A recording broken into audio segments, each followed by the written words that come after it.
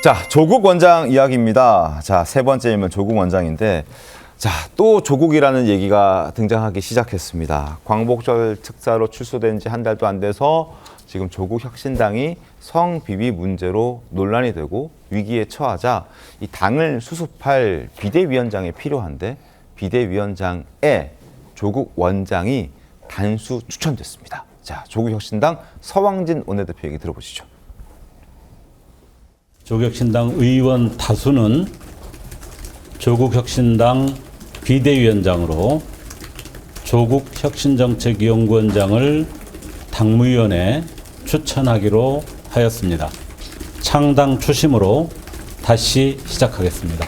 반대 의견은 조국 대표가 지금 시기에 나서는 것이 여러 가지 어려움에 처할 수가 있기 때문에 그런 점들을 좀 고려해야 한다 이런 의견들이 있었는데 다수의 의견은 당의 주요 리더로서 그 어려움을 책임지고 헤쳐나가는 것이 본연의 역할이다라고 하는 의견들이 많았기 때문에 다수 의견으로 정리가 됐습니다. 사실상 확정이라는 얘기도 나오고 있습니다. 당무위원회, 내일 이제 당무위원회가 있는데요. 조국혁신당의 당무위원회, 여기에서 이제 최종적으로 결정이 될 텐데, 결국 근데 임재 변호사님, 결국 조국이네요. 그렇죠. 결국 조국이야. 그렇죠. 당 이름이 사실 조국혁신당입니다. 그렇긴 하죠. 누가 대표를 맡아야 되는가. 근데 시점이 굉장히 좀 중요하게 작용을 할 수 있어 보이는데 앞서 말씀 주신 것처럼 광복절 사면이 있고 아직 한 달이 채 되지 않았습니다. 그 이후에 활발한 SNS 활동뿐만 아니라 지방에 이제 투어를 다니는 그런 모습들을 보면서 광폭 행보 이어왔습니다. 맞아요. 근데 그 과정에서 최근에 불거진 문제가 있었죠. 바로 조국혁신당 내부의 어떤 성비위 관련한 문제입니다. 근데 조국 전 대표 역시도 이와 관련해서 이미 수감되어 있을 때도 인지를 하고 있었고 이와 관련된 보고를 받았다면은 나와서 사면 이후에 가장 먼저 해결했어야 하는 문제가 이 성비위와 관련된 문제가 아니었는가, 이 부분에 대한 비판은 좀 피하기 어려워 보이고요. 다만 지금이라도 책임 있는 자세로 당 대표로서 이런 문제를 적극적으로 해결하기 위해서 다시 대표를 수락하는 부분이라면은 오히려 좀 이해가 가는 측면이 있겠지만 여전히 이 성비위와 관련된 문제에 대해서는 묻고 가고 내가 당시에는 이런 부분을 책임지고 해결해 줄 수 있는 사람이 아니었다. 그런 지위가 있지 않았다라고 다시 한번 또 이제 말을 돌린다면은 여전히 비판 여론을 잠재우기는 어려우리라고 봅니다. 그 부분 때문에 상당히 비난이 있었잖아요. 아무리 그 당원이 당시엔 아니었다 하더라도 그걸 이유로 될 수 있느냐, 조국 원장이. 조국 혁신당이 어떤 당인데? 라는 사람들이 꽤 많았습니다. 자, 조국 원장 목소리와 그리고 피해자 측 목소리 한번 더 들어보시죠. 저부터 일단 참 죄송하다 이런 말씀 드리고요. 석방되고 난 뒤에 저라도 조금 빨리 이분을 만나서 소통했으면 어땠을까. 제가 만남이 있기 전에 이런 일이 터져서 참 안타깝고 처리 과정에서 미흡한 점이 없었는지 좀 살펴보고 재발 대책을 마련하는데 저도 힘을 보태도록 할 것입니다. 서운하죠. 왜냐하면 제가 정말 10페이지가 넘는 손편지를 보냈는데 곡진하게 써서 보냈는데 제 어떤 진정성이나 이런 게 좀 전달이 안 됐나 보다 이런 생각을 했어요. 제가 편지에 쓴 내용이 위로해달라고 한 건 아니었으니까 이건 업무 복귀를 위한 것이었습니다 라고 말씀드렸는데 어쨌든 만남은 성사가 안 됐고 아무도 그걸 묻지 않더라고요. 자, 돌고 돌아 결국 조국 원장이 비대위원장의 단수 추대가 됐습니다. 당 사정도 잘 알고 그리고 이 상황을 극복할 수 있고 그리고 본인이 또 수락 가능한 사람이어야겠죠. 외부 인물을 추천한다 하더라도 그 외부 인물이 수락하지 않으면 이거 할 수가 없으니까요. 그런 차원에서 조국 원장이 시험대에 올랐다. 이 문제를 해결할 수 있을까? 조국 원장 때문에 또 이 문제가 커졌던 것도 사실이잖아요. 본인이 직접 나서서 해결할 수 있을까요?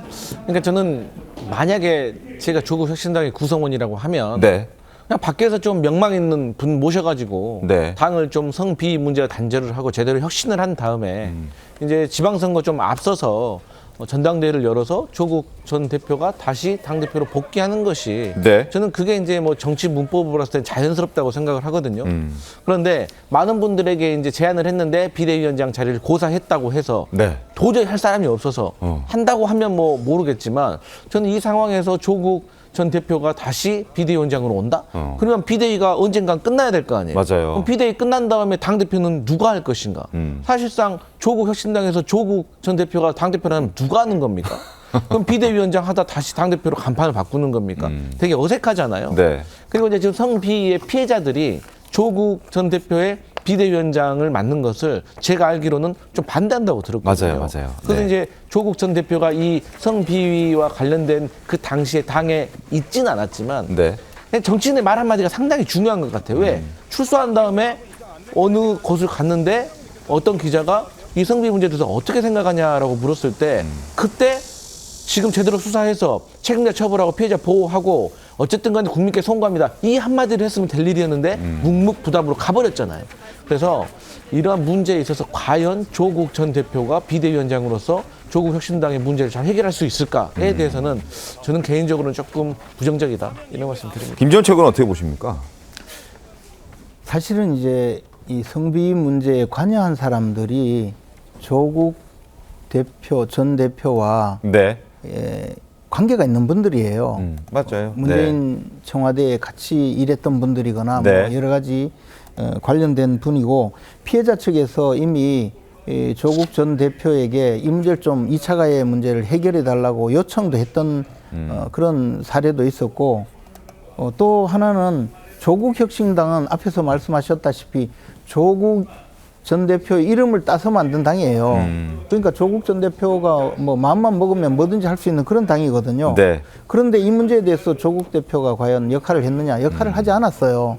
그러면 사실은 조국 전 대표가 상당한 책임이 있다고 볼 수도 있는 거죠. 네. 그런데 정청래 대표와 마찬가지로 아마 좀 더 조국 전 대표도 절대 기다리거나 참을 수 없는 분이거든요.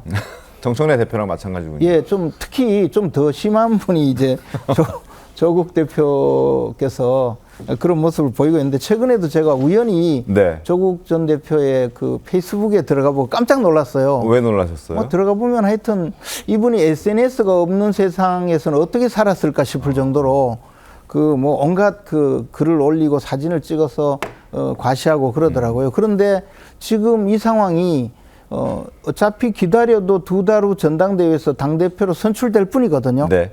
그런데 그 2달을 못 기다리는 거예요, 이분은.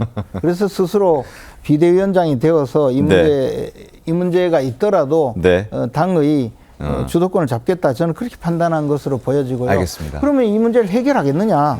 뭐 해결하는 모습을 보이긴 하겠지만 해결할 수 있는 충분한 그 과정이 있었는데 그것을 해결하지 않고 있다가 이제 와서 등장하는 것 자체가 저는 조국 전 대표의 진면목을 보여준다고 생각합니다. 알겠습니다.